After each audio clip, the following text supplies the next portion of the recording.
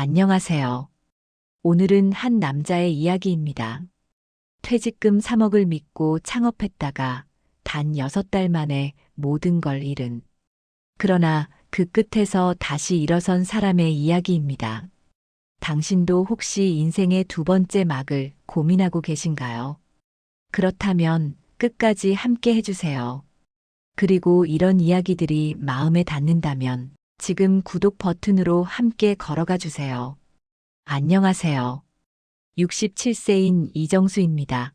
평생 한 회사만 다닌 직장인이죠. 39회를 일했습니다. 그 회사에서 입사식도, 결혼식도, 첫 월급도, 아이들 돌잔치도 다 치렀습니다. 그런데 그날 마지막 출근길엔 이상하게도 가슴이 텅 빈 느낌이었습니다. 늘 타던 출근길 버스 창밖으로 겨울 햇살이 스며들었지만 마음은 왠지 쓸쓸했습니다. 출근길이 이렇게 짧은 줄 그날 처음 알았습니다. 사무실에 들어서니 후배들이 꽃다발을 들고 기다리고 있었죠. 선배님 고생 많으셨습니다. 그 말 한마디에 지난 세월이 한꺼번에 몰려왔습니다. 내 자리를 정리하며 낡은 커피잔과 오래된 명함집을 가방에 넣는데 손이 자꾸 떨렸습니다. 한때는 이 책상 위에서 수많은 보고서를 쓰고 거래처와 밤새 씨름했었는데 말입니다. 퇴직식이 끝나고 동료들이 축하주를 한 잔 권했습니다. 이제는 사장님 되시겠네요. 술 기운이 오르자 웃음이 터졌습니다. 하지만 그 말 한마디가 제 마음을 이상하게 건드렸습니다. 사장님 그래요. 평생 남의 밑에서만 일했으니 이제는 내 이름으로 뭔가를 해보고 싶다는 생각이 들었습니다. 집으로 돌아오는 길 손에 쥔 퇴직금 명세서를 몇 번이고 확인했습니다. 3억. 그 돈이 마치 제 인생의 보상금 같았습니다. 이제야 내 세상이 열리는구나. 그런 착각 같은 확신이 들었습니다. 며칠 뒤 우연히 본 신문 광고가 눈에 들어왔습니다. 초보도 하루 매출 200만 원. 본사 전폭 지원. 프랜차이즈 치킨집 창업 설명회였습니다. 처음엔 그냥 호기심이었지만 설명회장에서 만난 젊은 본사 직원의 말에 마음이 끌렸습니다. 사장님 나이대에 가장 잘 되는 업종이 이겁니다. 부담 없이 시작하실 수 있어요. 그 말에 묘하게 자신감이 솟았습니다. 내 평생 성실함이라면 뭐든 해낼 수 있을 것 같았습니다. 그날 밤 아내에게 말했습니다. 여보, 이제 우리도 내 이름으로 장사 한번 해보면 어떨까? 아내는 잠시 침묵하더니 고개를 저었습니다. 여보, 그 돈은 평생 모은 거예요. 그냥 안전하게 노후 준비나 하자요. 하지만 제 귀에는 그 말이 들리지 않았습니다. 마음속에서는 이미 치킨집 간판이 반짝이고 있었습니다. 다음 날 저는 프랜차이즈 본사를 다시 찾아갔습니다. 매장 견적서를 보여주며 젊은 직원이 환하게 웃었습니다. 요즘 이 자리 완전 대박이에요. 여기만 열면 걱정 없습니다. 그 자리에서 계약금 1,000만 원을 송금했습니다. 손끝이 떨렸지만 동시에 묘한 전율이 느껴졌습니다. 이제부터는 제 인생의 두 번째 막이 시작되는구나. 그렇게 믿었습니다. 하지만 그때는 몰랐습니다. 그 순간이 제 인생의 가장 비싼 도박의 시작이었다는 걸요. 계약을 마친 지 한 달쯤 지나자 공사 소음이 제 일상이 되었습니다. 벽돌이 쌓이고 간판이 달리고 주방 기계가 들어올 때마다 가슴이 두근거렸습니다.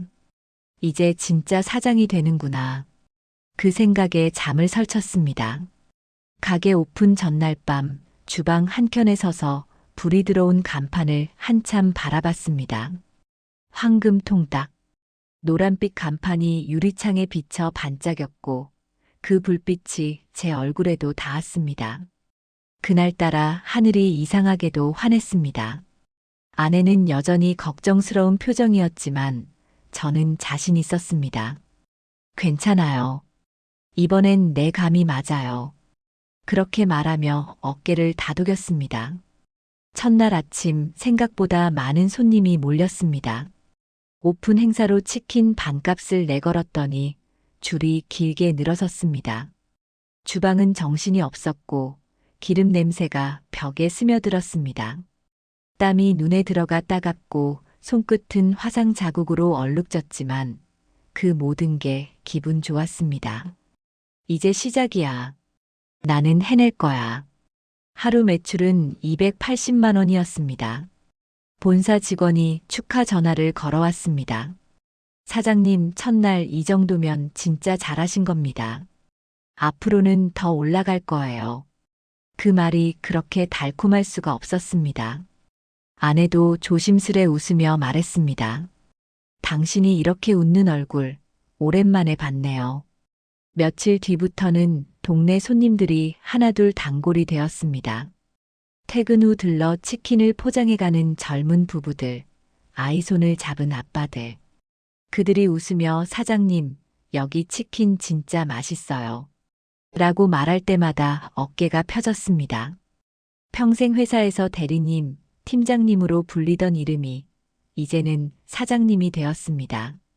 그 소리가 그렇게 달콤할 수가 없었습니다. 하지만 장사가 잘 되면 잘 될수록 욕심이 커졌습니다. 본사에서 광고비를 조금 더 쓰면 매출이 2배로 오른다고 했습니다. 배달앱 상단 노출을 위해 한 달에 50만 원을 더 내야 한다고 했죠.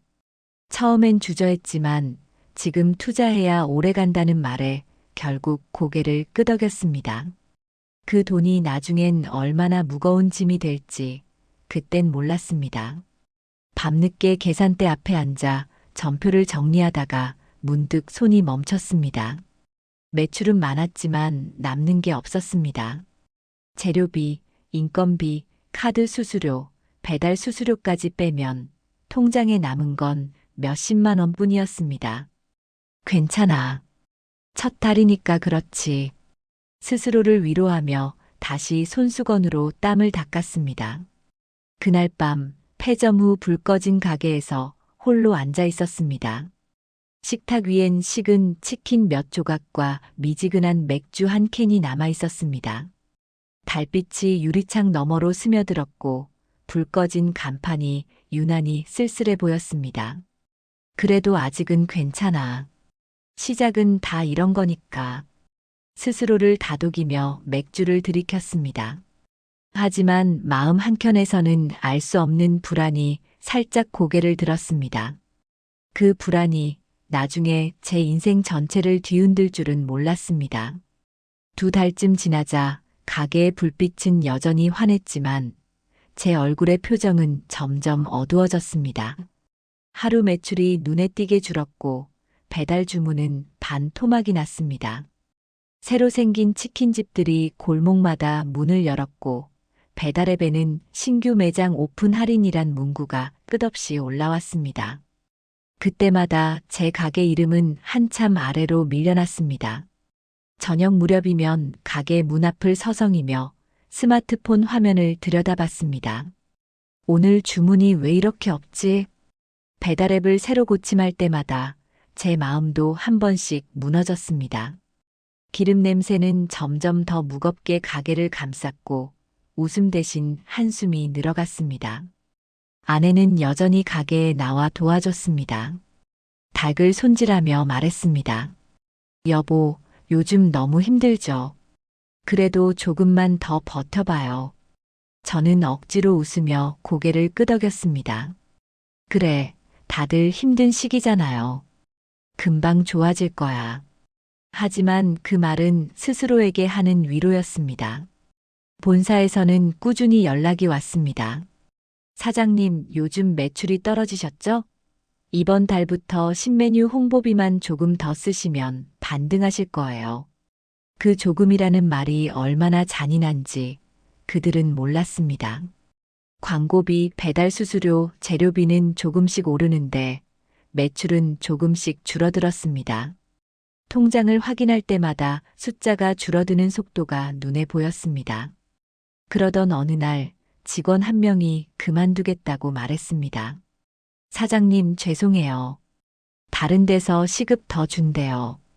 그날따라 이상하게 서운했습니다. 돈 때문만은 아니었습니다. 그저 제 자존심이 서서히 무너지는 소리가 들렸습니다. 혼자 남은 밤 주방을 닦으며 생각했습니다. 내가 이렇게까지 하려고 장사를 시작한 게 아닌데. 손에 쥔 걸레에서 달기름 냄새가 진하게 올라왔습니다. 그 냄새가 이상하게 코끝을 찌르더군요. 눈물이 나는 줄도 몰랐습니다. 한 번은 본사에 전화를 걸어 하소연했습니다. 이대로는 안 되겠어요. 아무리 해도 남는 게 없습니다. 상담 직원은 매뉴얼처럼 말했습니다. 요즘 다들 어렵습니다, 사장님. 그래도 포기하시면 안 되죠. 그 말이 그렇게 공허하게 들릴 수가 없었습니다. 며칠 후 전기요금 고지서와 카드 결제 명세서가 한꺼번에 밀려왔습니다. 전기료는 예상보다 2배였고 닭값도 올랐습니다. 퇴직금에서 남은 돈을 조금씩 보태며 버텼지만 한계는 눈앞이었습니다. 밤마다 잠이 오지 않았습니다. 눈을 감으면 환한 간판이 떠올랐습니다. 그 불빛이 이제는 따뜻하지 않고 눈부시게 아팠습니다. 어느 날 새벽 비가 내렸습니다. 가게 앞 간판 전구 하나가 깜빡거리더니 꺼졌습니다. 전구를 갈아 끼우려다 문득 손이 멈췄습니다. 유리 속에 비친 제 얼굴이 너무 낯설었습니다. 기름때에 찌든 앞치마, 거칠어진 손, 초라한 표정. 그때 문득 이런 생각이 들었습니다. 나는 언제부터 이렇게 변했을까? 비가 그치고 하늘이 밝아올 무렵 간판 위에 불빛이 다시 켜졌습니다. 하지만 제 마음속 불은 이미 꺼지고 있었습니다. 그때는 몰랐습니다. 이제부터 진짜 추락이 시작된다는 걸요. 3달이 지나자 통장 잔액은 바닥을 드러냈습니다. 매출은 절반 이하로 떨어졌고 카드 결제일마다 숨이 막혔습니다. 은행에서 걸려오는 전화가 하루에도 서너 통씩이었습니다. 사장님, 이번 달 납입이 아직 확인이 안 됐습니다. 그 목소리조차 이젠 낯설지 않았습니다. 퇴직금으로 남겨둔 예비자금도 모두 가게로 들어갔습니다. 닭 한 마리라도 더 팔아야 한다는 생각뿐이었습니다. 새벽 5시에 시장에 나가 재료를 사고 밤 12시에 문을 닫았습니다. 기름 냄새가 몸에 배어 잠들기 전까지도 코끝을 떠나지 않았습니다. 그래도 버텨야 한다는 생각으로 하루하루를 붙잡았습니다. 하지만 어느 날 손님이 단 한 명도 오지 않은 날이 있었습니다. 그날 매출은 0이었습니다. 가게 불을 끄며 바닥을 쓸 때 문득 그동안 닦였던 타일이 희미하게 번들거렸습니다. 이 바닥처럼 내 인생도 닳아 없어지는구나. 그런 생각이 들었습니다. 집에 돌아가니 아내가 식탁에 앉아 있었습니다. 계산기를 두드리던 손이 멈추더니 저를 바라봤습니다. 여보, 이제 진짜 그만합시다. 이젠 감당이 안 돼요. 저는 대답 대신 고개를 떨궜습니다. 조금만 더 버텨보자. 그 말이 입 밖으로 나오는 순간 스스로도 한심하다는 생각이 들었습니다. 아내의 눈가가 젖어 있었지만 저는 끝내 눈을 마주치지 못했습니다. 그날 밤 거실 불빛이 꺼진 후에도 아내는 한참 동안 침대에 누워 말이 없었습니다. 저는 천장을 바라보다가 이불 속에서 몰래 손을 움켜쥐었습니다. 나는 실패한 걸까? 아니면 아직 끝나지 않은 걸까? 그 물음이 밤새도록 머릿속을 맴돌았습니다. 다음 날 배달원에게 월급을 주지 못했습니다. 그가 잠시 머뭇거리다 말했습니다. 사장님, 이해합니다. 다음 주에 주셔도 돼요. 그 말이 오히려 가슴을 찔렀습니다. 그 젊은이가 저를 위로한다는 게 더 서러웠습니다. 며칠 후 본사에서 전화가 왔습니다. 사장님, 이달 로열티가 미납 상태입니다. 이번 달 안에 정산이 안 되면 계약 해지됩니다. 그 말이 끝나자마자 귀에서 윙 하는 소리가 들렸습니다. 마치 세상이 멀어지는 것 같았습니다. 그날 저녁 손님이 한 명도 없는 가게 안에서 혼자 앉아 있었습니다. 닭을 튀기던 기계의 소리마저 멈춘 채 냉장고 모터 소리만 들렸습니다. 불 꺼진 간판이 유리창에 비치며 깜빡거렸습니다. 그 불빛이 마치 제 인생의 마지막 불씨처럼 느껴졌습니다. 집에 돌아오니 딸이 제 신발을 조용히 치우고 있었습니다. 아내가 대신 말했습니다. 당신, 이제 정말 그만두자고요. 우리도 무섭습니다. 저는 대답하지 못했습니다. 대신 손바닥에 남은 기름 자국을 천천히 바라봤습니다. 그 흔적이 제 자존심 같았습니다. 닦아내면 사라질 것 같아서 그냥 그대로 두었습니다. 창밖에는 봄비가 내리고 있었습니다. 그 빗소리가 유난히 차갑게 들렸습니다. 그날 밤 처음으로 생각했습니다. 이 돈이, 내 인생이 왜 이렇게 허무하게 흩어져 가는 걸까? 가게 문을 닫겠다고 결심한 건 어느 흐린 아침이었습니다. 밤새도록 전기요금 고지서와 카드값 청구서를 바라보다가 손끝이 떨렸습니다. 더는 돌려막을 돈이 없었습니다. 그날 새벽 주방 불을 켜지 않았습니다. 기름통에 남은 기름이 식어 굳어 있었고 튀김망엔 검게 타버린 부스러기들이 달라붙어 있었습니다. 이제는 치워야 할 때라는 걸 눈으로 보지 않아도 알았습니다. 문 앞에 임시 휴업이라는 종이를 붙일 때 손끝이 미세하게 떨렸습니다. 손님들이 지나가며 쳐다봤지만 누구도 말을 걸지 않았습니다. 그들의 시선이 따갑게 느껴졌습니다. 그날 오후 본사에 전화를 걸어 계약 해지를 요청했습니다. 죄송합니다. 더는 못하겠습니다. 전화기 너머에서 짧은 정적이 흘렀습니다. 네, 사장님. 그동안 고생 많으셨습니다. 그 말 한마디가 비수처럼 꽂혔습니다. 퇴직금 3억, 제 인생의 전부였던 돈이 그렇게 사라졌습니다. 처음엔 허탈했습니다. 눈물이 나오지 않았습니다. 가게를 비우며 남은 닭고기 몇 상자를 냉동 창고에서 꺼낼 때 손끝이 시렸습니다. 그 닭들이 저를 비웃는 것 같았습니다. 가게를 정리하고 나오는 길, 유리문에 비친 제 모습이 너무 낯설었습니다. 처음 오픈하던 날, 환하게 웃으며 서 있던 제 모습은 어디에도 없었습니다. 대신 어깨가 굽고 손등이 트인 한 노인이 서 있었습니다. 이게 내 마지막이구나. 그 말이 가슴속에서 조용히 흘러나왔습니다. 집에 돌아오니 아내는 말없이 밥을 차려놓고 있었습니다. 식탁 위 반찬은 단출했습니다. 국물은 식어 있었고 밥은 이미 굳어 있었습니다. 저는 숟가락을 들지도 못했습니다. 그냥 앉아서 시계 초침 소리를 들었습니다. 그 소리가 유난히 크게 들렸습니다. 이제 됐죠. 많이 고생했어요. 아내의 그 말에 그제야 눈물이 흘렀습니다. 평생 남 앞에서는 울지 않았는데 그날은 참을 수가 없었습니다. 며칠 동안 아무 일도 하지 않았습니다. 해가 떠도 커튼을 걷지 않았고 휴대전화도 꺼둔 채 침대에 누워 있었습니다. 시간이 흐르는 게 느껴지지 않았습니다. 창밖에서 아이들 웃음소리가 들릴 때마다 괜히 더 초라해졌습니다. 나는 이제 뭐지? 남은 인생을 어떻게 살아야 하지? 그 물음이 머릿속을 떠나지 않았습니다. 어느 날 저녁 딸이 찾아왔습니다. 문을 열자 딸의 눈가에 눈물이 맺혀 있었습니다. 아빠, 괜찮아요. 다 잘 될 거예요. 그 말을 들으니 이상하게 더 슬펐습니다. 자식에게 위로받는 아버지가 되고 싶지 않았습니다. 그래서 웃었습니다. 그래, 괜찮다. 다 괜찮다. 하지만 제 목소리는 이미 부서져 있었습니다. 그날 밤 불 꺼진 거실에서 가만히 앉아 있었습니다.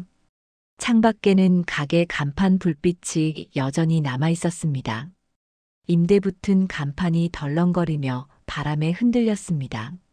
그 불빛이 마치 제 마음처럼 흔들렸습니다. 내가 잃은 게 돈일까? 아니면 나 자신일까? 그 물음에 답할 수 없었습니다. 그렇게 제 인생의 첫 번째 막이 완전히 끝났습니다. 이제 남은 건 무너진 자리에서 어떻게든 다시 일어서는 일뿐이었습니다. 하지만 그게 그렇게 쉽지는 않았습니다. 가게 문을 닫은 지 한 달이 지나자 세상이 조용해졌습니다. 아침에 눈을 떠도 일어나야 할 이유가 없었습니다. 예전엔 새벽 5시면 눈이 떠졌는데 이제는 정오가 되어도 이불 속에서 나오지 않았습니다. 시계 초침이 귓가에서 맴도는 소리만 들렸습니다. 하루의 시작과 끝이 흐릿해졌습니다. 밥을 먹는 것도 뉴스를 보는 것도 모두 남의 일 같았습니다. 아내는 여전히 아침마다 밥상을 차려줬지만 예전처럼 눈을 마주치지 않았습니다. 저도 말을 아꼈습니다. 서로의 눈빛 속에 담긴 미안함이 말보다 더 아팠기 때문이었습니다. 하루는 우연히 동네 슈퍼 앞에서 예전 직장 동료를 만났습니다. 그는 환하게 웃으며 말했습니다. 형님, 오랜만이네요. 가게는 잘 되시죠? 그 한마디에 가슴이 철렁 내려앉았습니다. 입안이 바짝 말라 아무 말도 할 수 없었습니다. 아, 네 그럭저럭요. 억지로 미소를 지었지만 그 웃음 뒤로 허무가 밀려왔습니다. 그는 아무것도 모른 채 언제 한번 들를게요. 라며 손을 흔들었습니다. 그 뒷모습을 보며 한동안 발걸음을 떼지 못했습니다. 집에 돌아오는 길 골목 어귀에 있던 제 가게 자리 앞에서 멈춰 섰습니다. 간판은 이미 떼어져 있었고 유리문에는 임대 문의 종이만 덩그러니 붙어 있었습니다. 안을 들여다보니 한때 제 웃음이 울려 퍼지던 공간이 텅 비어 있었습니다. 바닥엔 먼지가 쌓이고 기름 냄새 대신 퀴퀴한 습기 냄새가 퍼졌습니다. 그 순간 마음 한켠이 쿵 내려앉았습니다. 그곳에서 보낸 시간들이 꿈처럼 느껴졌습니다. 그날 밤 식탁 위에 앉아 아내와 마주했습니다. 아내는 조용히 물었습니다. 이제 뭐 할 거예요? 그 질문이 참 단순했는데 대답이 떠오르지 않았습니다. 글쎄요, 아직 모르겠어요. 그 말을 하고 나서야 깨달았습니다. 나는 이제 사장님도 아니고 팀장님도 아니었습니다. 그저 이름 없는 한 사람일 뿐이었습니다. 시간은 흘렀지만 마음은 멈춰 있었습니다. 밤이 되면 자꾸 그 시절의 목소리가 들렸습니다. 튀김기 돌아가는 소리, 손님들이 웃으며 주문하던 소리, 그리고 제 목소리. 사장님, 서비스 하나 더 드릴게요. 그 말이 머릿속에서 맴돌았습니다. 그때는 그 소리가 자랑스러웠는데 이제는 견딜 수 없이 아팠습니다. 어느 날 딸이 집으로 찾아와 말했습니다. 아빠, 밖에 좀 나가요. 계속 이러면 병나요. 저는 웃으며 대답했습니다. 괜찮다. 그냥 좀 쉬고 싶어서 그래. 하지만 그건 거짓말이었습니다. 쉬고 싶은 게 아니라 나설 용기가 없었던 겁니다. 세상과 마주하기가 두려웠습니다. 나를 아는 사람들이 여전히 나를 사장님이라 부를까봐, 아니면 더 이상 아무도 나를 그렇게 부르지 않을까봐, 둘 다 무서웠습니다. 그날 밤 거울 앞에 서서 제 이름을 조용히 불러봤습니다. 목소리가 떨렸습니다. 나는 누구지? 그 말이 입안에서 맴돌다가 이내 사라졌습니다. 거울 속의 남자는 아무 대답도 하지 않았습니다. 그저 낡은 얼굴만이 남아 있었습니다. 그날 이후 저는 결심했습니다. 다시 일어나야겠다고요. 누구의 사장도 아니어도 괜찮으니 다시 한번 나답게 살아보자고. 그게 가능할지는 모르겠지만 그날 밤만큼은 이상하게도 마음 한구석이 조금 따뜻했습니다. 그날 이후 저는 일부러 이른 아침에 일어났습니다. 예전처럼 눈을 뜨자마자 할 일이 있는 것도 아니었지만 이제는 그저 하루를 버티는 대신 살아보자는 마음이 들었습니다. 거울 앞에서 머리를 빗고 낡은 운동화를 꺼내 신었습니다. 2달 만에 걷는 거리의 공기는 차가웠지만 묘하게 생생했습니다. 숨을 들이쉴 때마다 폐속이 시원하게 뚫리는 기분이었습니다. 처음엔 그냥 아무 목적 없이 걸었습니다. 동네 공원 벤치에 앉아 있는 노인들을 보며 저도 그 틈에 섞였습니다. 어떤 분이 말을 걸었습니다. 거기 치킨집 하시던 분 아니에요? 요즘 안 하시나 봐요. 그 말에 잠시 멈칫했지만 이상하게 부끄럽지 않았습니다. 네, 정리했어요. 이제 좀 쉬려고요. 그분은 고개를 끄덕이며 말했습니다. 쉬는 것도 일이지요. 너무 오래 일했잖아요. 그 한마디에 마음이 조금 누그러졌습니다. 며칠 뒤 동사무소 앞 게시판에 붙은 안내문이 눈에 들어왔습니다. 시니어 재취업 프로그램 모집. 처음엔 그냥 지나치려다 발걸음이 멈췄습니다. 퇴직 후 다시 일한다는 게 부끄럽게 느껴졌지만 이대로 멈춰 있으면 더 무서울 거야. 그 생각이 들었습니다. 그래서 신청서를 냈습니다. 첫날 교육장에 들어갔을 때 저와 비슷한 나이의 사람들이 가득했습니다. 누구는 택배 일을 하다가 누구는 작은 카페를 운영하다가 실패했다고 했습니다. 그들의 이야기를 들으며 묘한 위로를 느꼈습니다. 나만 그런 게 아니구나. 그 한 가지 사실만으로도 어깨가 조금 가벼워졌습니다. 교육 담당자는 말했습니다. 여러분이 살아온 세월이 바로 자산입니다. 지금부터 그 경험을 나눠주세요. 여러분의 이야기가 누군가의 길잡이가 될 수 있습니다. 그 말이 가슴 깊이 들어왔습니다. 내 실패도 누군가에겐 도움이 될 수 있을까? 그 순간 처음으로 지난 시간이 헛되지 않았다고 느꼈습니다. 며칠 뒤 저는 지역복지관에서 퇴직 후 창업 실패 방지라는 제목으로 강연을 맡게 됐습니다. 처음엔 망설였습니다. 내가 뭘 가르칠 수 있겠나 싶었지만 한편으로는 누군가 내 이야기를 들어준다면 그 자체로 의미가 있을 것 같았습니다. 강연날 강당 안에는 제 또래의 남성들이 앉아 있었습니다. 그들의 얼굴에는 두려움과 기대가 동시에 비쳤습니다. 저는 천천히 입을 열었습니다. 저는 퇴직금 3억으로 치킨집을 열었다가 6달 만에 모든 걸 잃었습니다. 하지만 그때 배운 게 있습니다. 돈보다 더 무서운 건 내가 실패했다는 수치심이었습니다. 그걸 인정하는 순간 다시 시작할 용기가 생기더군요. 말을 이어가면서 손끝이 떨렸습니다. 하지만 그 떨림 속엔 부끄러움이 아니라 진심이 담겨 있었습니다. 청중 중 몇몇이 고개를 끄덕이며 눈시울을 훔쳤습니다. 그 모습을 보니 가슴 한가운데 묵은 돌덩이가 조금씩 녹아내렸습니다.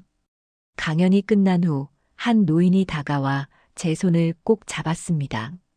고맙습니다. 덕분에 용기를 얻었어요. 그 손의 온기가 이상하게 오래 남았습니다. 그날 집에 돌아오는 길, 하늘이 유난히 맑았습니다. 지는 해가 붉게 물들며 제 그림자를 길게 늘렸습니다. 그 그림자가 어쩐지 힘있게 서 있는 것 같았습니다. 그날 밤 오랜만에 웃었습니다. 아내도 조용히 미소를 지었습니다. 이제야 예전 얼굴 같아요. 그 말에 가슴이 따뜻해졌습니다. 비로소 느꼈습니다. 나는 다시 걷기 시작했구나. 지금은 매주 2번 복지관 강의실에서 사람들을 만납니다. 퇴직 후 창업을 고민하는 분들, 막막한 노후 앞에서 길을 잃은 분들이 제 이야기를 들으러 옵니다.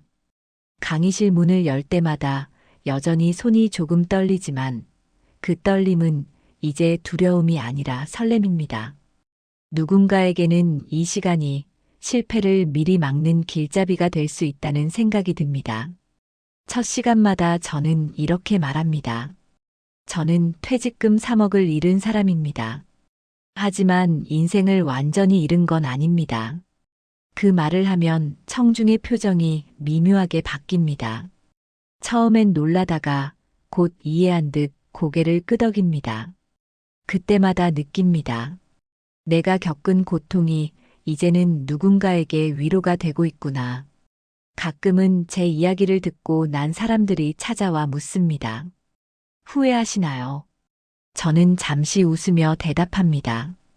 후회도 했지만 지금은 감사해요. 그때 무너졌기 때문에 지금의 제가 있거든요. 그 말이 제 진심입니다. 강의가 없는 날에는 공원 벤치에 앉아 책을 읽습니다. 처음엔 시간이 남아도는 게 어색했는데 이제는 그 고요함이 참 좋습니다. 바람에 나뭇잎이 흔들리는 소리, 아이들이 뛰노는 웃음소리가 낯설지 않습니다. 이제는 하루가 느리게 흘러가는 게 고맙습니다. 무엇을 이루지 않아도 그저 살아있다는 것만으로도 충분하다는 걸 알게 되었습니다. 아내와의 관계도 조금씩 달라졌습니다. 예전에는 하루 종일 돈 걱정, 매출 걱정에 서로의 얼굴을 보기도 힘들었는데 이제는 함께 밥을 먹으며 이런저런 이야기를 나눕니다. 저녁에는 같이 산책을 나갑니다. 길가의 가로등 불빛이 아내의 얼굴에 비칠 때 문득 그동안 해주지 못한 말이 떠오릅니다. 여보, 고마워요. 당신이 있어서 견딜 수 있었어요. 그 말에 아내는 조용히 고개를 끄덕였습니다. 그 눈빛 속에 모든 대답이 담겨 있었습니다. 요즘 저는 작은 꿈을 하나 꾸고 있습니다. 창업 실패담을 묶어 책으로 내보자는 제안을 받았습니다. 예전의 나였다면 부끄러워 숨기고 싶었겠지만 이제는 감추고 싶지 않습니다. 실패는 낙인이 아니라 또 하나의 경험이라는 걸 이제야 알았기 때문입니다. 퇴직 후의 인생은 다시 시작이 아니라 이어쓰는 시간이라는 걸 깨달았습니다. 젊은 날엔 성공을 좇았지만 지금은 의미를 찾습니다. 내 이야기를 듣고 고개를 끄덕이는 사람들을 보면 그들의 눈빛 속에 예전의 제가 보입니다. 불안하고 조급하고 그래도 다시 일어서고 싶은 사람들. 그들을 볼 때마다 마음속에서 조용히 힘이 납니다. 오늘도 강의가 끝난 뒤 빈 강의실에 홀로 앉았습니다. 책상 위에 놓인 물컵 속 물결이 잔잔히 흔들렸습니다. 그 물결을 바라보다가 문득 제 손등의 주름이 눈에 들어왔습니다. 세월이 만든 자국들이 이제는 더 이상 부끄럽지 않습니다. 그 주름 속에 제가 살아온 모든 시간이 담겨 있으니까요. 밖으로 나가니 노을이 지고 있었습니다. 붉게 물든 하늘 아래 바람이 천천히 불어왔습니다. 그 바람 속에서 닫힌 가게의 냄새 대신 새로 구워진 빵 냄새가 흘러왔습니다.